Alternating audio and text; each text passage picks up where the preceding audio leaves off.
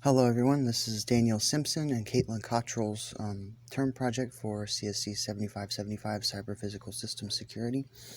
We'll start with the hardware first. We have we're equating this to an autonomous guided vehicle on a factory floor. And so the main PLC is going to be a Raspberry Pi 3B version 1.2 here. We have it connected to a four channel relay and a Fisher Technic motor with a differential, and so this will be the main movement mechanism of the AGV.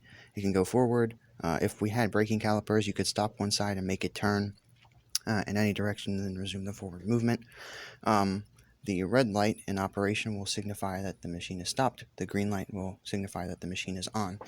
So if we start up the human-machine interface here, you'll see that the red light initiates to the stopped position. As this is a autonomous guided vehicle, the human operator will not have a lot of control, so mainly just be able to turn it on and off, monitor its state, and so green will signify that the operator has put it into operation. Red will signify that the operator has put it into a stopped position where it could be maintained, maybe it's charging, stuff like that. Additionally, for the purposes of our test bed, we have direct queries of which pins are actually charged at any given point in time. So right now we can see that the red light is on, it's physically on, and it's on in the HMI. And so if the operator were to turn it on, you'd see the green light comes on, pin 22 that the motor's connected to comes on, red signifying that it's off, turns off, green signifying that it's on, turns on, the motor starts up, the AGV is in operation here, and the green light, the physical one, turns on. And so our attack will assume a malicious insider with advanced knowledge of the system. Perhaps this is a person who should be maintaining the system but is now trying to do something malicious to it. They have brought in a rubber ducky, a malicious USB. In this case, we're using an ATNI 85, a DigiStump ATNI 85 USB development board. It's a kind of an Arduino knockoff. And in Arduino C, we prepare a something to make it register as a keyboard and inject keystrokes, malicious ones. Normally, you would inject Control-Alt-T first to try and bring up a terminal, but we've had inconsistent behaviors on the Pi itself, although it does work in Linux perfectly fine. So for that reason, we'll just drop it into a terminal and let it start typing. But just know that in a fully functional demonstration, it would pull that up itself. So it goes to documents, it clones a repository with our malware in it, which is a reverse shell. We don't actually store it on the ATNI 85 because there's only 6,012 bytes of memory, and that's a little small. And then it goes in there after some delays and executes it. Now, this is a reverse shell, so we're going to have to listen on our side. Okay. Yeah, I had to stop it for a second because I needed to switch both of these to the same network. We can't really do an attack over EagleNet. So for the purposes of this assignment, we're doing it over my phone's hotspot. But due to the nature of firewalls mainly blocking things that are inbound rather than outbound, a reverse shell will work over a hotspot or the network just fine.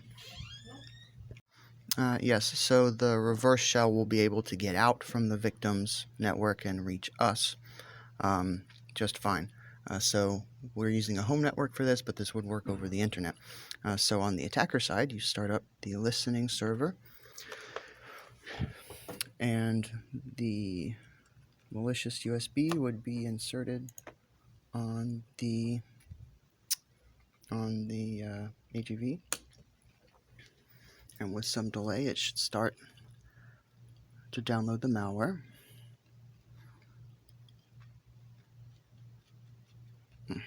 It's focused on the wrong terminal. This one. Try that again real quick.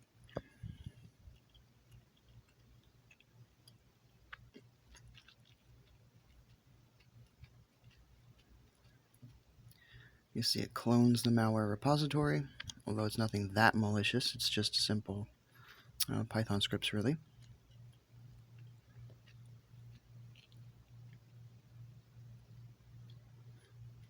I think I gave it a 20-second delay or so to assume download times.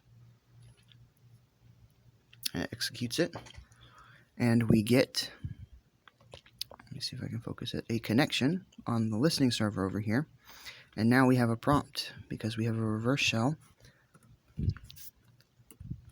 on the AGV. So we can now execute commands and stuff. So that's an ls of it. Now that we have this, we can send it payloads written in Python with the inline -c.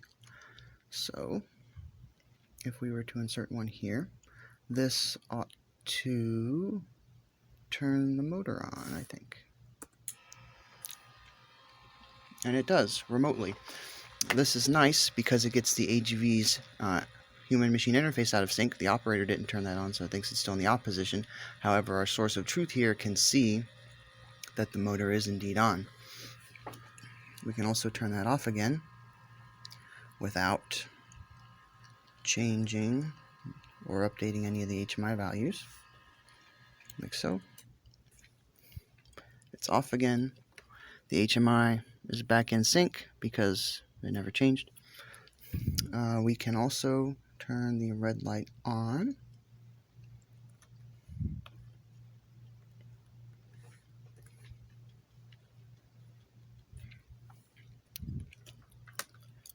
So that, but the red light was already on. We can turn it off.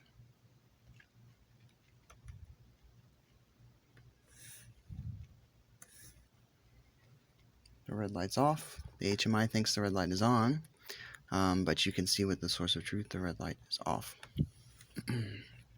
We can also turn the green light on without turning the motor on, which should not be a possible state in the regular operation of the HMI. But you can see the green light is on. The operator's red light is on though, but the green light is actually on. We can turn it off again as well.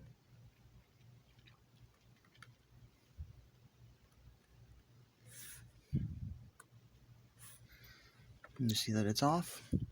Everything is off here, but the HMI's red light is still reflected as on. We can do some stuff like states that should not be normally possible, such as turning both lights on. That would not be possible in the regular system. And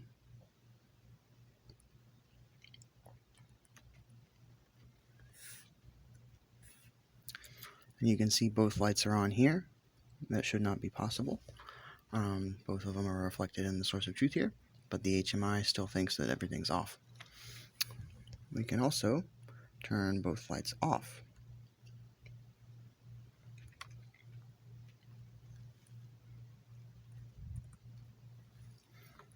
As we have done here, which shouldn't be possible. Everything is off, but the operator will think that the machine is just off. Of course, it only takes one cycle to get everything back to where it should be, because of the way we did the HMI.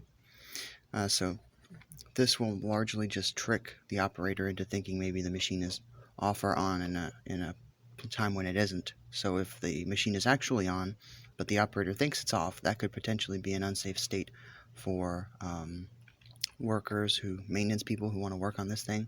Maybe it's not safe to be around it. Some of the AGVs can be quite large, especially if they're moving raw materials around. Lastly, one of the attacks we can do is we can just inject regular stuff like shut down now. And this will kill the AGV wherever it is. You can even, with the shutdown command, schedule different times that you want it to turn off. So you could maybe schedule it to turn off during a time that you know the AGV is in the field somewhere and it would be interrupting something important. So if we send that, it dies. We've killed it remotely. And so we've demonstrated that from this remote connection we have full control of the AGV's hardware, which is a significant vulnerability. We do assume a high level of knowledge of the system for these attacks, and we do assume an insider threat who does have physical access to the system to deploy our attacks in the first place. However, there are many other ways that a person could get in. And so, while this is not necessarily the most likely set of attacks of all time, it is still definitely possible via other methods. Thank you for your time.